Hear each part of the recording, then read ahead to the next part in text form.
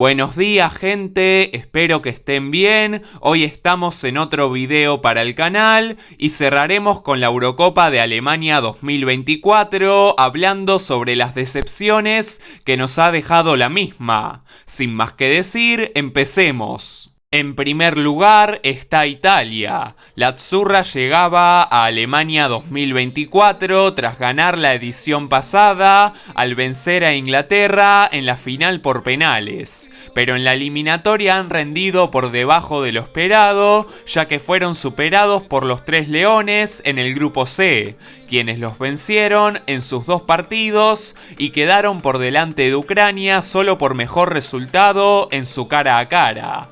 Y además, en dicha clasificatoria sufrieron un duro revés a nivel directivo, ya que el entrenador Roberto Mancini dejó la dirección técnica para dirigirse a la selección de Arabia Saudita, siendo sustituido por Luciano Spalletti, que venía de ganar la Serie A con el Napoli. Pero el sorteo no los perdonó, ya que cayeron en el grupo de la muerte como lo era el B, con Albania, España y Croacia. Los italianos tenían que demostrar que estaban a la altura del reto, ya que estos rivales no perdonarían ni el más mínimo error.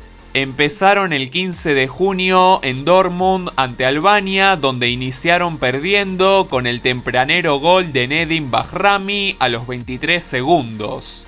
Pero a los 11 Alessandro Bastoni empató y 5 minutos luego Nicolo Varela puso el 2-1 final, con el que ganarían sin convencer en absoluto. Luego seguía el partido ante La Roja el 19 de junio en Gelsenkirchen, donde España quería vengar la eliminación sufrida en las semifinales de 2020.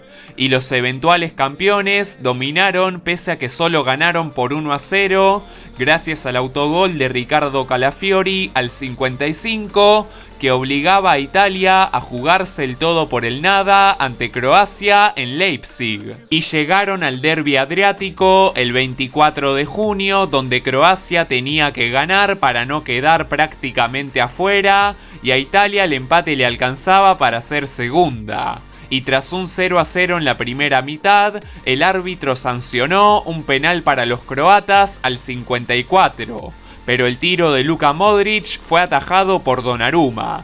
No obstante, el hombre del Real Madrid se redimió un minuto luego para poner el 1-0 con el que se convertía en el goleador más viejo en la historia del torneo y enviaba a los de Zlatko Dalic momentáneamente a la siguiente ronda. Y cuando parecía que los italianos debían esperar para ver si eran mejores terceros, Mattias Zaccagni apareció en la última jugada para poner el 1-1 final. Y si bien Italia certificó su clasificación como segunda, terminaron esta fase de grupos con más pena que gloria, y en octavos les esperaba un rival tosco y pragmático como lo era Suiza, que había sido segunda en el grupo A. Y el 29 de junio tuvimos una nueva edición del Clásico de los Alpes en el Olímpico de Berlín, donde parecía que Italia no levantaba cabeza, ya que al 37 Remo Freuler aventajó a Suiza. Y justo al inicio de la segunda parte, Rubén Vargas certificó el 2-0 final que eliminaba bochornosamente a Italia del torneo.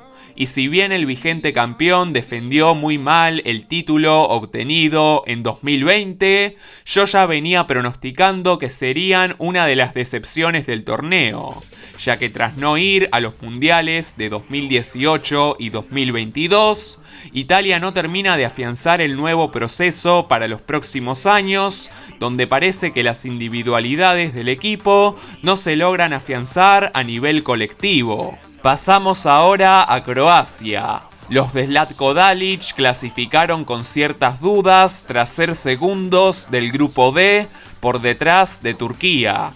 Y como ya dije, estuvieron en el grupo B, con España, Albania e Italia. Era difícil, pero por sus últimas presentaciones no era imposible para los croatas. Su debut fue ante España en una reedición de la final de la UEFA Nations League del año pasado en Berlín el 15 de junio. y lo que parecía ser un partido parejo fue un monólogo ibérico, donde la Roja arrasó en la primera mitad por 3-0, con los goles de Álvaro Morata al 29, Fabián Ruiz al 32 y Dani Carvajal al 45+2, donde Unai Simón le atajó un penal a Modric en la segunda parte. Pero no había tiempo para lamentarse y debían ir a por todas ante una Albania que parecía accesible en los papeles. Y el 19 de junio en Hamburgo se medían ante los albaneses y volvieron a empezar con el pie izquierdo, ya que Kasim Lashi puso delante a los de Silvinho al 11. Pero en apenas 2 minutos, con los goles de Andrej Kramaric al 74 y el autogol de Klaus Jasula al 76, los croatas remontaban el partido.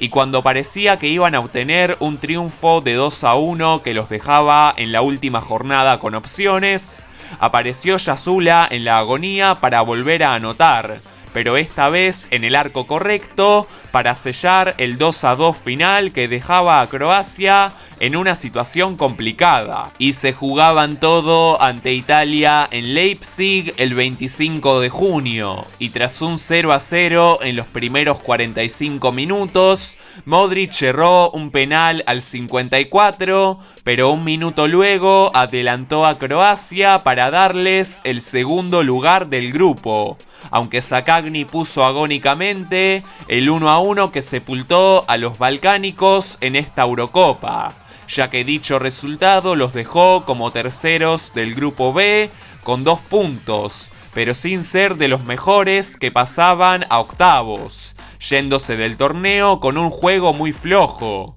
muy distinto del mostrado en los mundiales de 2018 y 2022, donde fueron subcampeones y terceros respectivamente, y en la última UEFA Nations League, donde llegaron a la final. La tercera decepción fue Serbia. Las Águilas de Dragan Stojkovic clasificaron de forma discreta al hacer 14 puntos en el grupo G, quedando un poco lejos del líder Hungría. Pero tras irse en la fase de grupos de los mundiales de 2018 y 2022, parecía que se les abría una puerta para pasar por primera vez a la ronda eliminatoria de un torneo con su nombre actual, al caer en el grupo C junto a Inglaterra, Eslovenia y Dinamarca. No era el grupo más fácil, pero los serbios tenían bastantes opciones para superarlo. Además, llegaban con jugadores interesantes al torneo, principalmente mediocampistas y delanteros como Sergej Milinkovic-Savic, Aleksandar Mitrovic, Luka Jovic o Dusan Vlahovic. Su debut en Alemania 2024 fue ante Inglaterra en Gelsenkirchen el 16 de junio, donde tempranamente empezaron perdiendo por el gol de Jude Bellingham tras apenas 13 minutos. Y si bien en la segunda parte los serbios tuvieron alguna que otra ocasión para empatar, el 1-0 no se movió y tenían que ir a por todas ante Eslovenia en la segunda fecha. Y el 20 de junio en Múnich iban contra Eslovenia en un partido que tuvo opciones de gol para ambos, pero que estuvieron a nada de perder, ya que San Karničnik aventajó a Eslovenia al 69 y Jovic puso el 1-1 final en el último minuto tras un córner que obligaba a llevar la definición del grupo a la última fecha. Y cerraban la fase de grupos ante los daneses el 25 de junio en la misma ciudad. Y si bien a Serbia le anularon un gol en la segunda parte, la falta de ideas en el ataque les impidió superar a una férrea defensa danesa que mantuvo el 0-0 durante todo el partido, condenando a las Águilas a la última posición del grupo, por lo que deberán seguir esperando para poder superar la fase de grupos de un torneo con su denominación actual. Ahora hablaremos de Hungría. Los magiares de Marco Rossi llegaron a su tercera Eurocopa consecutiva tras liderar el grupo G por encima de Serbia. y en este tiempo la verdad que habían obtenido grandes resultados ante equipos que a priori eran más fuertes, como lo han sido los empates a 1 y 2 goles frente a Francia y Alemania respectivamente por la Eurocopa de 2020, 2 triunfos ante Inglaterra por la UEFA Nations League de 2022 por 1-0 en casa y 4-0 de visita, y por la misma competición derrotaron a Alemania fuera de casa por 1-0. Y su plantel no era para nada despreciable, al llegar con jugadores de la índole de Peter Gulaxy, Willy Orban, Attila Szalai, Milos Kerkez, Dominik Szoboszlai y Roland Szalai. Y si bien habían caído en un exigente grupo A con Suiza, el anfitrión, y Escocia, los húngaros llegaban a Alemania con la misión de reconfirmar que su buen momento en estos años no era una casualidad. Y debutaron el 15 de junio en Köln ante los helvéticos, donde se fueron al descanso perdiendo por 2-0 gracias a los goles de Dauko Dua al 12 y Michel Aebiger al 45. Pero Barnabás Varga descontaba al 66 para darle un poco de vida a Hungría, pero terminaron falleciendo del partido por el tanto agónico de Bril en Bolo al 90+3 que sellaba el 3-1 final. El 19 de junio en Stuttgart debían puntuar ante Alemania para no llegar con la soga al cuello en la última fecha. Y tras un gol anulado y varias salvadas de Neuer, los alemanes aprovecharon la falta de precisión de los centroeuropeos para imponerse por 2-0 gracias a los goles de Jamal Musiala e İlkay Gundogan a los minutos 22 y 67 respectivamente. Y si bien todo parecía perdido, si vencían a Escocia en la misma sede y esperaban resultados de otros grupos, podían pasar a octavos como mejores terceros, y el 23 de junio salieron a matar o morir ante un cuadro escocés que también precisaba ganar. Y tras 2 disparos en el palo y una lesión grave de Barnabás Varga, Kevin Sobot anotó en el 90+10 para darle el triunfo a los magiares por 1-0. Y si bien en ese partido establecieron el récord del gol más tardío anotado en una Eurocopa, los húngaros terminaron en el tercer puesto del grupo A, pero sin ser de los mejores terceros, concluyendo así un torneo en donde llegaban con muchas opciones para sorprender y terminaron mostrando un juego magro y poco atractivo. Y la quinta decepción, no por resultado obtenido, sino por su performance en la cancha, ha sido Inglaterra. Los Tres Leones de Gareth Southgate se habían quedado a las puertas de ganar un trofeo por primera vez desde 1966, ya que perdieron ante Italia la final de la Euro 2020 por penales.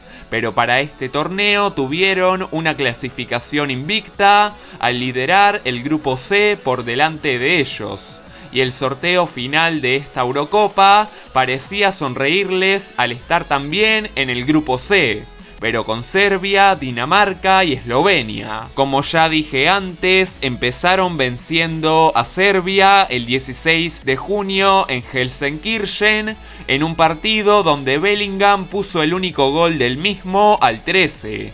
Pero en donde sufrieron mucho en la parte final y el triunfo de 1-0 fue poco convincente. Luego les esperaba un partidazo ante los daneses el 20 de junio en Frankfurt, donde Kane aventajó a Inglaterra al 18. Pero Morten Schulman respondió anotando un golazo al 34 para poner el 1-1 definitivo en un cotejo donde la dinamita roja mereció algo más. Si bien esto dejaba a los ingleses en octavos, tenían que sellar el primer puesto ante Eslovenia 5 días más tarde. Y en Köln tuvimos un partido muy somnífero entre eslovenos e ingleses, donde vimos a una Inglaterra tranquila, pero que apenas inquietó seriamente el arco de Jan Oblak. Y el 0-0 permaneció inamovible, y aunque aseguraron la primera posición del grupo, habían dejado más dudas que certezas, y en octavos debían hacer un partido convincente ante Eslovaquia. Y el cotejo de octavos de final ante la Repre fue el 30 de junio en Helsenkirchen, y todo empezó mal ya que Iván Schranz puso el 1-0 a favor de los eslovacos al 25. Y cuando parecía que Inglaterra se encaminaba hacia una eliminación bochornosa en octavos de final, apareció Bellingham al 90+5 con un golazo para mandar el trámite a la prórroga, donde en el primer minuto del primer tiempo extra Harry Kane firmó la remontada inglesa para clasificarlos con un triunfo de 2-1 que no merecieron del todo. Su siguiente rival era un hueso duro de roer, como lo era Suiza. Y Düsseldorf fue el escenario de los cuartos de final ante los suizos el 6 de julio. Y volvían a empezar de forma floja al conceder al 75 el gol de Embolo, pero reaccionaron empatando 5 minutos luego por medio de Bukayo Saka. Y si bien Shaqiri casi anota un gol olímpico que le daba el pase a los suizos, el 1-1 se mantuvo en los 120 minutos de tiempo reglamentario y la cosa debía resolverse en los penales. Allí Manuel Akanji pagó muy caro el error en el primer tiro de los helvéticos, donde Inglaterra volvía a pasar de ronda con más suerte que fútbol al ganar la tanda de penales por 5-3. Países Bajos era el último obstáculo a superar para llegar a otra final europea, y se enfrentaron en Berlín el 14 de julio a una joven selección española. Y tras una primera parte sin goles, pero con mucha acción, la asociación entre Lamine Yamal y Nico Williams al 47 rindió frutos, ya que este último anotó a partir de una asistencia del primero. Pero Cole Palmer le metía suspenso a la final al empatar con un golazo al 73. Y cuando parecía que nos íbamos al tiempo extra, apareció Mikel Oyarzabal al 86 tras un centro raso de Cucurella para poner el 2-1 definitorio, con el que Inglaterra la volvía a pechear en otra final, y Harry Kane sumaba un día más sin ganar ningún trofeo oficial en su carrera como futbolista. El juego mostrado por los ingleses en el torneo no fue digno para llegar a una final, ya que si bien mantuvieron un orden sólido en la defensa, su escasa producción ofensiva y el poco uso de figuras jóvenes han sido su talón de Aquiles en esta Eurocopa. Esto provocó la marcha de Gareth Southgate al final del torneo, por lo que tendrán que hacer borrón y cuenta nueva para pelear por los torneos que se vienen en estos años. Y se vieron las caras con la naranja mecánica el 10 de julio en Dortmund, donde Xavi Simons puso un golazo al 7 para poner el 1-0 a favor de los neerlandeses. Pero Kane igualó al 18 con un penal polémico, y Ollie Watkins fue el héroe al anotar en la agonía el gol del 2-1 que mandaba a Inglaterra a una nueva final europea. España era el último obstáculo a superar para ganar un trofeo tras 58 años. Y como menciones honoríficas está Ucrania, que se quedó en fase de grupos tras llegar a cuartos en la edición pasada, luego de un cuádruple empate a 4 puntos en el grupo E, donde la diferencia de goles definió el mismo. Pero yo veía a los de Sergi Rebrov como favoritos para pasar. Bélgica, selección que si bien tuvo un flojo mundial en Qatar 2022, yo creía que con Tedesco al mando y una mezcla de juventud y experiencia en su nómina, podrían llegar lejos en esta Eurocopa. y tras una fase de grupos mediocre en el grupo E, donde fueron segundos, se fueron eliminados por 1-0 ante Francia en octavos. Y la selección gala también dejó mucho que desear a mi gusto, ya que si bien llegó a semifinales, apenas fue segunda en el grupo D por detrás de Austria, anotando solo 4 goles en todo el torneo, de los cuales 2 fueron autogoles de sus rivales y 1 fue de penal, siendo un saldo goleador muy pobre para una de las mejores ofensivas que tenía esta Eurocopa. Y bueno gente, esto ha sido todo por el video de hoy. Suscríbanse, dejen su like y compartan si les ha gustado. Y no se olviden de seguirme en mis redes sociales. Nos veremos pronto, se despide Alex Futbolero.